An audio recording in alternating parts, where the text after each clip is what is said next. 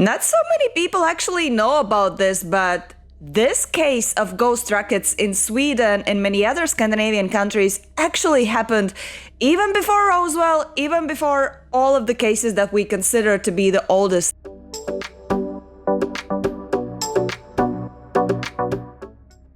Friends, welcome back to the channel. I am so happy that you loved the video about Gösta Karlsson and his encounter with UFOs. You loved it a lot, so here I am with part 2. As promised, today we're gonna discuss the curious case of Scandinavian ghost rockets. If you are new here, hi, welcome. My name is Gita Lighthouse. I am that girl who moved to Norway, and I'm very curious about different things like true crime, mysteries happening in the area. And recently I also started a new playlist called From Russia with Crime. Check out that one. I have my first pilot episode. I hope you will love it.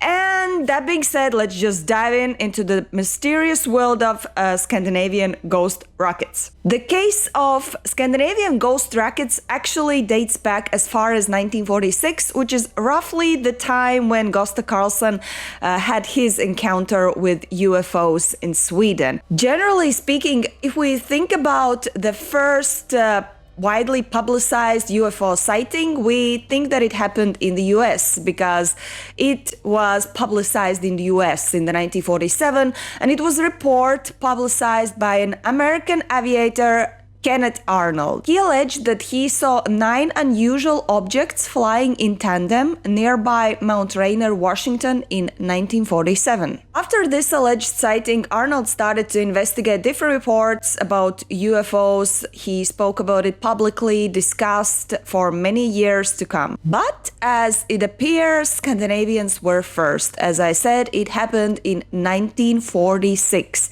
There was a series of UFO sightings reported throughout Scandinavia, in Norway, in Sweden, in Finland, in Denmark, you just name it. But in those times, these sightings were not referred to as flying saucers or UFOs, mainly because those terms didn't even exist. The first time when the term flying saucer was introduced was 1947, and the term UFOs was introduced in 1952, courtesy of American Air Force. I guess this is why we don't hear so much about this case of Scandinavian ghost rockets, because they weren't using those terms. Therefore, many UFO historians or researchers maybe skip that part because they think nothing happened in Scandinavia. And so, the first reports of ghost rockets came in on February 26, 1946, and they were made by Finnish observers. In general, the hot spots of these sightings were in Sweden and also in Finland. The peaks of these ghost rockets and their sightings were happening during the May up to December of 1946, and also from the 9th to 11th August of 1946. This is why many people who are discussing and looking into this case said that what people saw actually were meteors, because from the 9th up to 11th August, that was the peak of the annual Perseid meteor shower. However, many of the ghost rocket sightings happened outside the meteor shower activity, and also the way how these sightings were described were not coherent with meteor activity, and also the manoeuvres that these ghost rockets were making. This will not be possible by meteors. How did these ghost rockets look? Well, the sightings most often consisted of fast-flying rocket or missile-shaped objects with or without wings, visible for mere seconds. Instances of slower-moving cigar-shaped objects are also known.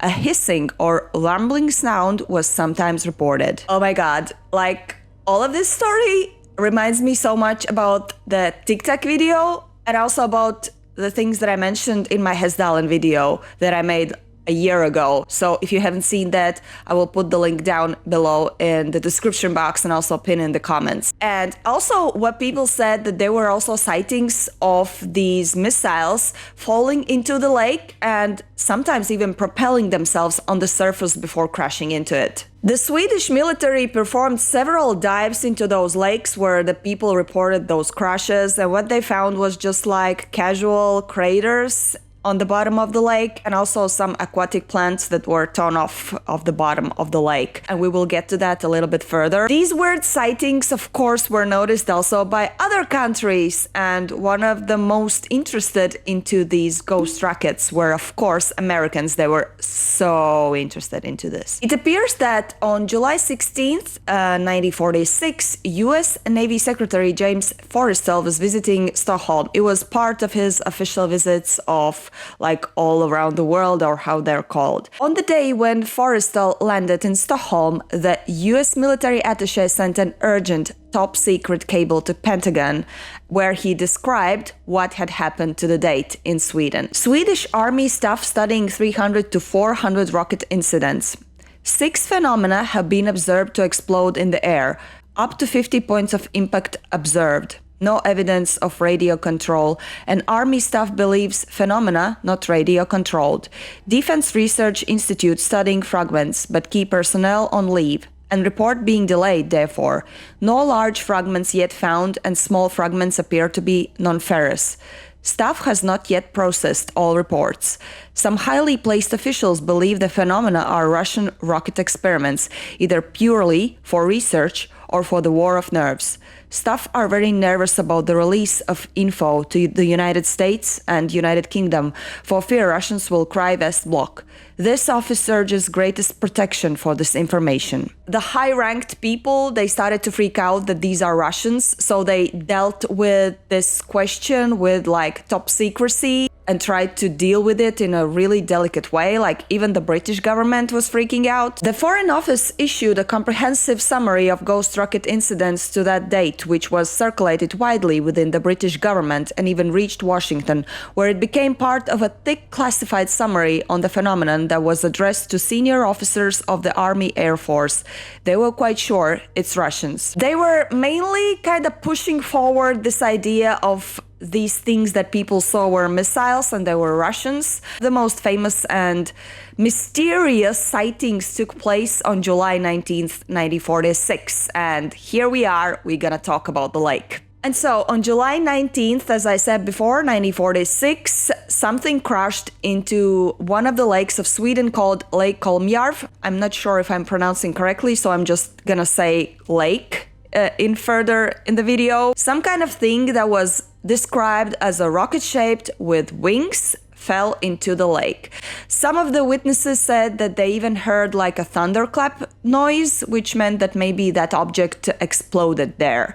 When the military arrived, they created like a 3-week search. They checked the lake's bottom and everything around, but they came up with nothing. Here, I wanted to introduce you to a guy named Carl Gosta Bartol. He was a Swedish Air Force officer who was leading this investigation of the lake after this crash was reported. After doing a thorough investigation, as I said, it lasted for like 3 weeks, he came out with a report where he said, I quote, "Here are many indicators that the Kolmjarv lake object disintegrated itself. The object was probably manufactured in a lightweight material, possibly a kind of magnesium alloy that would disintegrate easily and not give indications on our instruments." Fast forward to 1986, this man, Bartol, he also was interviewed by another man that we already know from my previous video. His name is Claes Svan, who is like one of the members of UFO Sweden organization, and he does a lot of like reports regarding UFO sightings in Sweden. And in that interview, Mr. Bartol again stressed that he deeply believes that this object disintegrated on that moment when he crashed.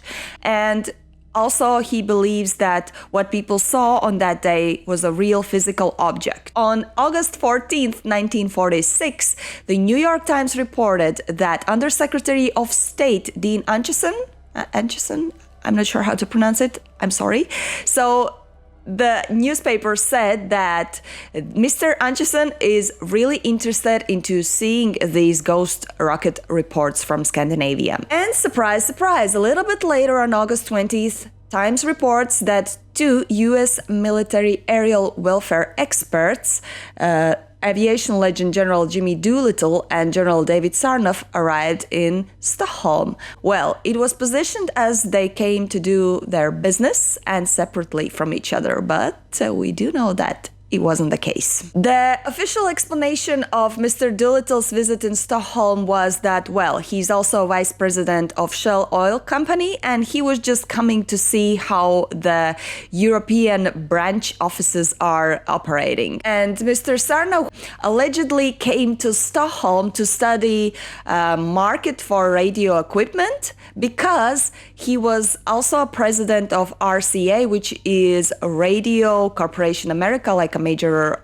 electronics company. But the story the Times covered also included and indicated some information that the Swedish defense staff would be very interested into presenting all of these ghost rocket files to these gentlemen and would love to hear their opinion about that. So I guess they just mentioned it casually, although I believe that that was one of the main reasons why they came there. I mean, what a coincidence that both of these guys were there just in one moment, in this crucial moment.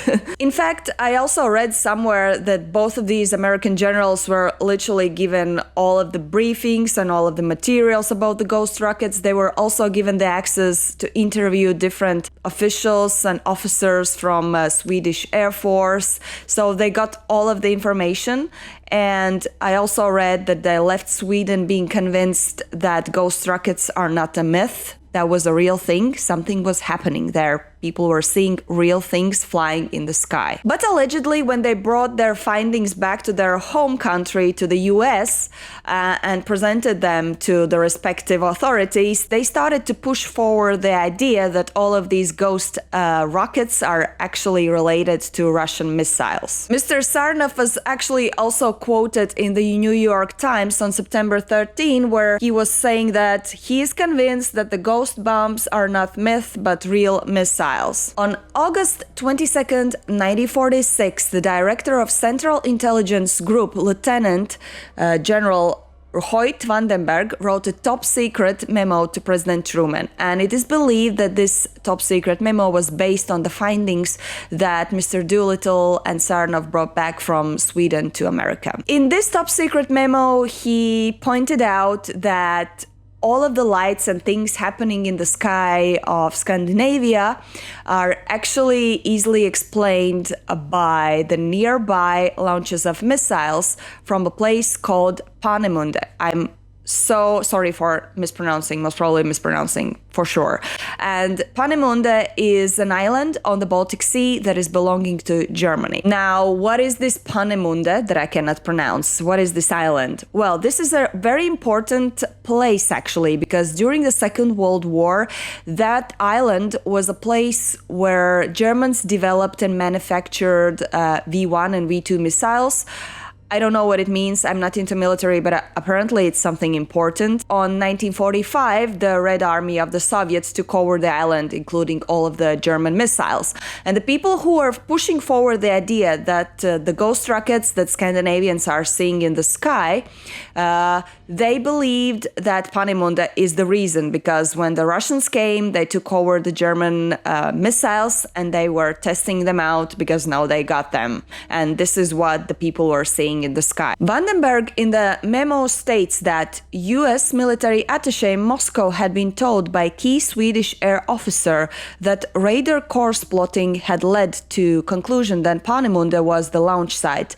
CIG speculates that the missiles are extended range developments of V1 being aimed for the Gulf of Bothnia for the test purposes and do not overfly Swedish territory specifically for intimidation, self-destruct by small demolition charge or burning. In short, he is pointing out that all of the spectacle in the Scandinavian sky is created by missiles that are launched by Russians, and that those missiles are so advanced that they are self-destructing when reaching Scandinavian territory.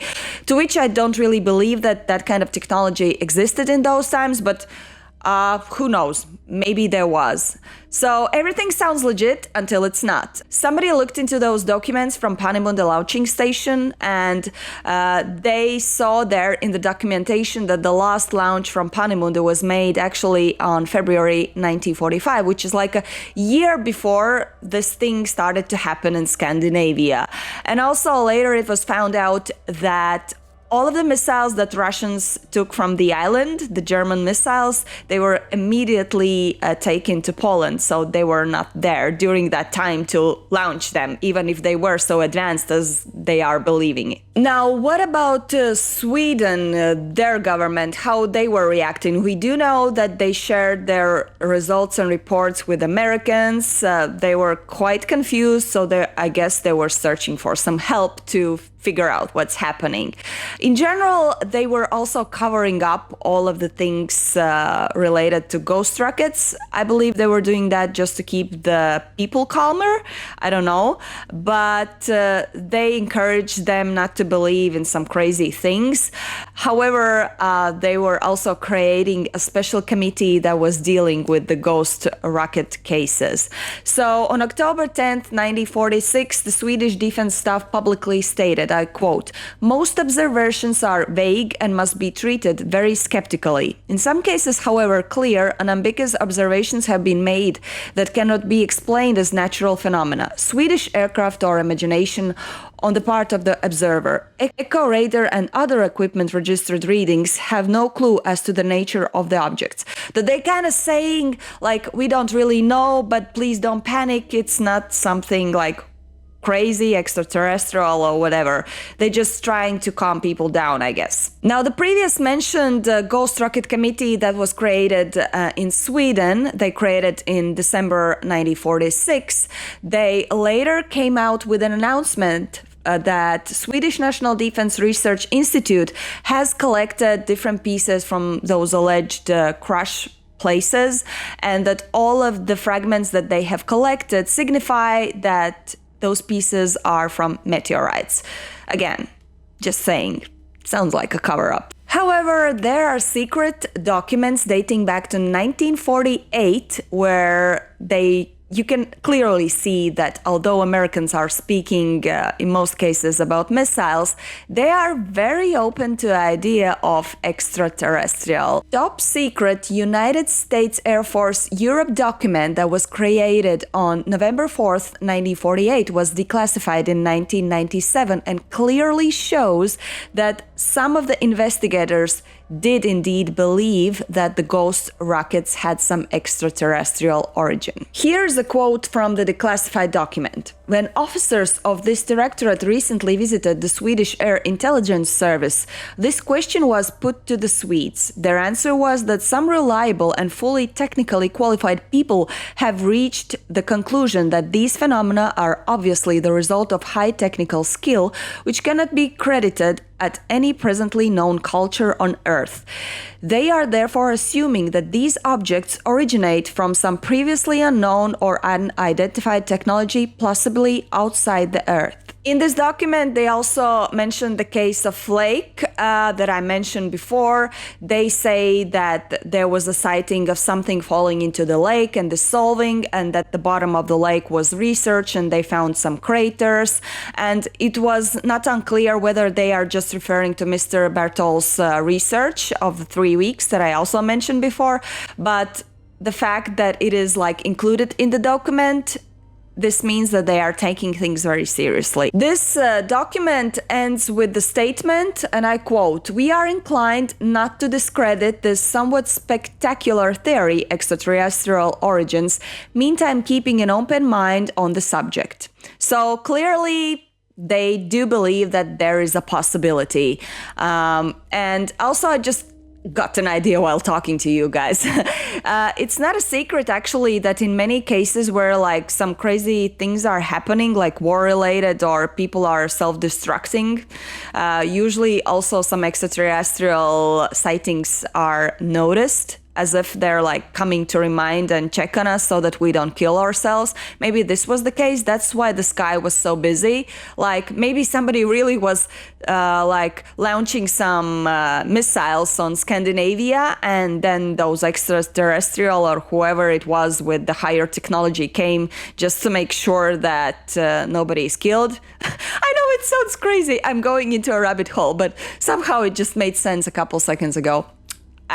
Forget it. Also, an interesting fact is that around 40 years after those ghost rockets appeared, one of the Swedish air engineers, his name was Erik Malmberg, and he was also a part of this ghost rocket committee that I mentioned before that was created in Sweden in 1946.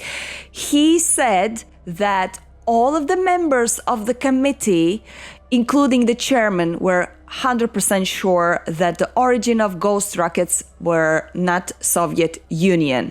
Like, he didn't specify what, but he was sure that this idea of Russian missiles, not valid. And I don't believe that they believe it's meteorites now. Like, all of this was covered up, and I do assume that there are more documents that we are not aware of. And if there are some like evidence that was really picked up from those sightings, I do really believe that they have already tested and know the answer of the origin of those evidence. I just believe that. How many actually were those sightings? Has anybody calculated? Well, just to compare, for example, on August 11, 1946, more than 300 sightings alone were reported in the area of Stockholm. That's just one area, one day. And do you remember those sightings were happening from May to December and also from the 9th to 11th August 1946. So there must be a lot of them during the time. In fact, in 1984, the Swedish government finally opened the secret files of ghost rockets, and those files showed that more than 1,500 reports have been secretly collected in Sweden. And it's just Sweden. Remember, there's also Norway, there's Denmark and Finland. Can you imagine how huge this case is? Whew. So where are we now with those ghost rockets? What is happening now? So by the end of the 1946, the sighting number of the ghost rockets started to decline, and I guess nowadays we don't see them anymore here in this area. However, after that, similar sightings started to appear in other parts of the world. More specifically, Hungary. There have been also sightings in Greece, Portugal, Morocco, and this makes, my friends, this a worldwide phenomenon. Now, what do you think, guys, about the ghost rockets? Have you heard about this case? Have you seen anything? Maybe you are from Scandinavia or Greece or whatever, and you have seen something similar. Do share that in the comment section. I would be very happy to read about that. Let me know what you think. Oh, by the way, I just remembered, do you know the case about the extraterrestrial vehicle that fell in the Baltic Sea, which is like the sea by which I was born and grew up? Like, it still lies there and it hasn't been researched properly. The story is very exciting. Would you be into hearing that? Because I can do the research and I can tell you, it's so exciting.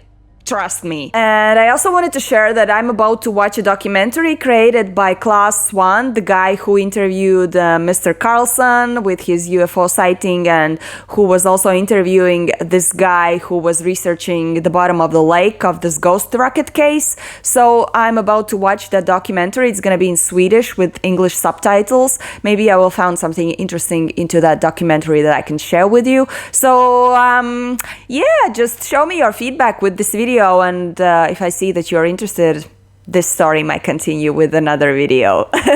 That being said, stay alert. Don't forget to check the sky. Stay safe. Love you all. See you next time.